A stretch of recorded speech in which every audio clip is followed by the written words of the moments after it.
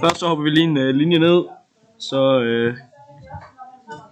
laver vi en H3'er, lukker den.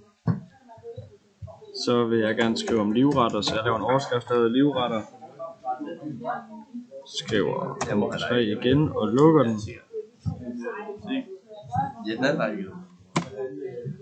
Så går jeg ned, skriver UL og lukker den for at få punkter.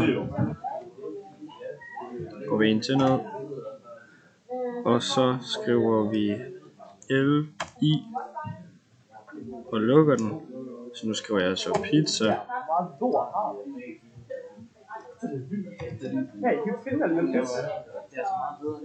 LI og lukker den. Så gør jeg det samme igen. Og skal huske at gå ind ned. Så skriver jeg lasagne. Og så skriver jeg, gør det samme igen. Og lukker den.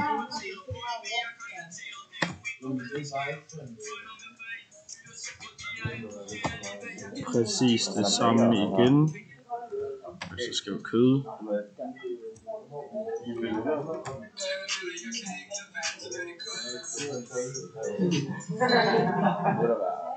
Og så går vi ned igen, og så for at lukke den helt af, så skriver vi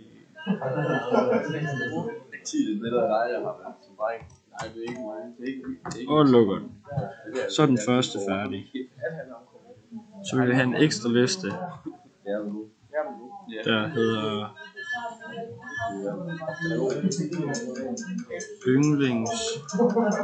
Nej, undskyld, det er sgu fint det her. Nu har jeg lavet en liste. Trykker vi run. Trykker her, ellers så kan den ikke vise. Ser om mig. Så kan man se, at der står en liste lige her. Hvordan fuck slukker man den her? Jeg har lige optaget den. Og der.